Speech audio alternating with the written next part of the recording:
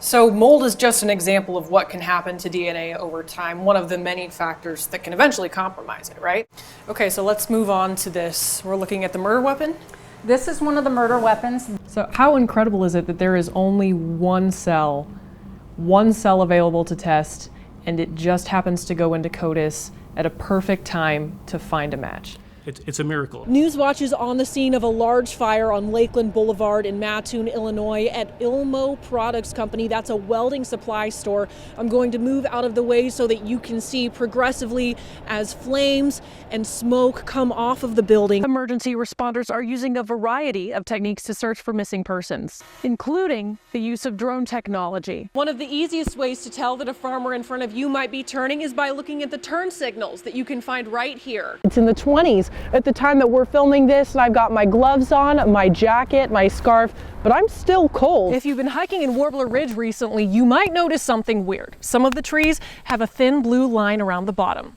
There's a reason for that. Is that they'll do anything to make their Olympian smile.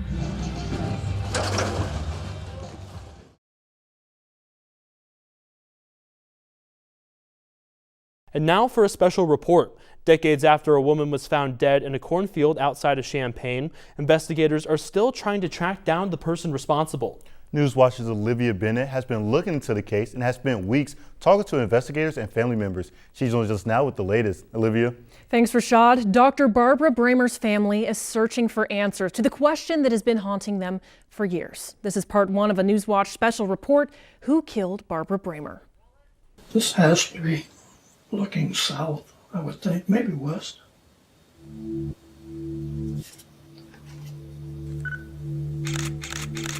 And I flipped on the television. The very first thing I saw was my cousin, my dear friend Barb, being carried out of a cornfield in a body bag. That was such a moment in time when you know your whole life is going to change. 40 years later, snow covers that very cornfield, and Dr. Barbara Bremer's killer is still unknown. Barb and I were the two babies of the family. But she was my favorite buddy cousin all the time growing up.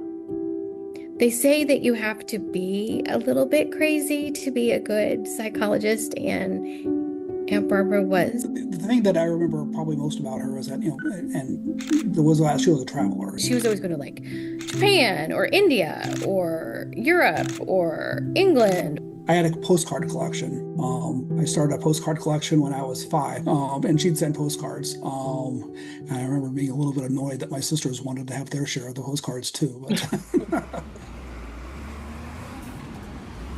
I was the lead investigator. Dr. Bremer had taken a bike ride, which she normally did in the evenings after work, and she had not returned home. The next day, reports say Dr. Bremer didn't show up to work. I mean, I would have been surprised if she missed any appointment, day of work, anything, without calling, letting someone know what her status was. Dr. Bremer's family says they knew that something was wrong. Very wrong. Join us tomorrow for part 2, where former Champaign County Sheriff's investigator Kent Fletcher details how the beginning of the investigation unraveled. Parts 3 and 4 will be on Newswatch at 5:30 on Thursday and Friday. Again, join us tomorrow for the next part of Who Killed Barbara Bremer. 7 fire departments rushed to Mattoon to help put out a massive business fire with explosions. Good evening and thanks for joining us. I'm Olivia Bennett. And I'm Ben Whitney. Officials say that fire was called in just after 6 last night at the Ilmo Products Company building on Lakeland Boulevard. Today, some Mattoon residents living nearby told me they had to evacuate their homes. I heard the noise. It sounded like someone was bombing us, and I thought, oh, surely we're not being bombed, Linda Carroll and her husband looked outside to see smoke and flames engulfing the building just down the street from their home. Wow, so this is it right here? Yeah, that's it right there. You are so close. Yeah. Little fireman came to the door and said we needed to go because these tanks were exploding and they could come right through the roof.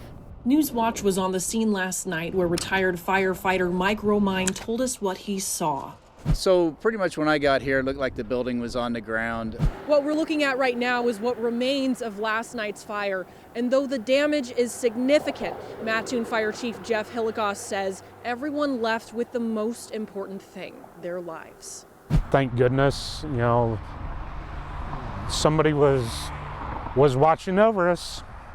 Super proud of them. Ilmo Products is a welding supply company, and Hilligoss says they carried several gas tanks, including anhydrous ammonia. What could the potential damage have looked like based on the amount of gas that was available here? A whole lot worse. This facility used to be in town, where if this fire would have occurred while they were in town, would have been completely different. Newswatch saw the state fire marshal at the scene today investigating, and when we asked if they determined a cause for the fire, Hilligoss told us, No, it's still under investigation. We're still collecting different, camera views from different facilities around. Hilligoss says no one was hurt while tending to the fire. He says Mattoon firefighters struggled to get enough water from nearby sources, so neighboring departments brought in supplies. Ilmo released a statement on their Facebook page thanking firefighters for their help. All surrounding roads have been reopened to the public. Thank you, Scott. Residential care facilities are reminding the public that it's important to visit their loved ones as the holiday season approaches. I took a trip to a local assisted living facility where I met Joy Baugh. We had fun bonding over our matching pink nails and a shared love for the movie White Christmas, but most importantly, Joy has a message to pass along as the holidays come around. What in the world are we doing? That's Joy, a name fitting for Christmas activities at the Villas of Hollybrook. Saxophone, clarinet, anything. Oh yeah, I love jazz. Don't ask me to play something jazz right now because I'd fall under the table. And her personality. Friends at the Villa say she's pretty joyful. And musical. Well, music was my love, and I went to school and everything for music. Joy says she plays anything, but mainly I'm trying. The flute. Oh no. But Joy doesn't spend her days in a performance hall anymore. Now, she lives in residential care. And as the holidays approach, she turns to something else for comfort. Being with family. That's gotta be it.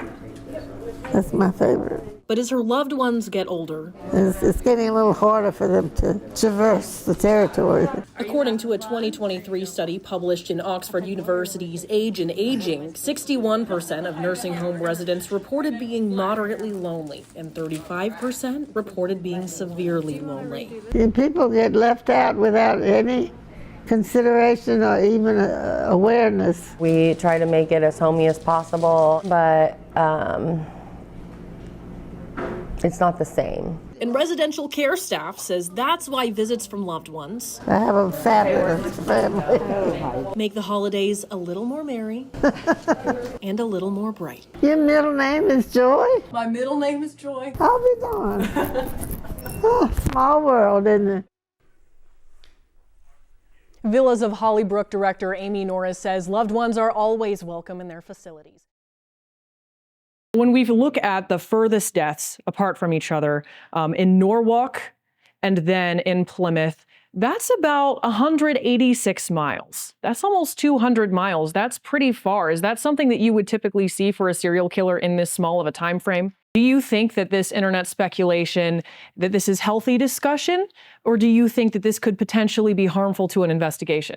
A federal judge has extended a temporary order blocking deployment of National Guard troops to Chicago. The Teutopolis community will commemorate a tragic moment in its history with a ceremonial bell toll tonight. The president also said he'll soon announce which government programs he intends to permanently eliminate. Do you feel like this functions similarly to a cult, and would you say it would maybe qualify as a cult? I'm definitely looking into hate groups like these, especially where they live online. The growing use of encryption.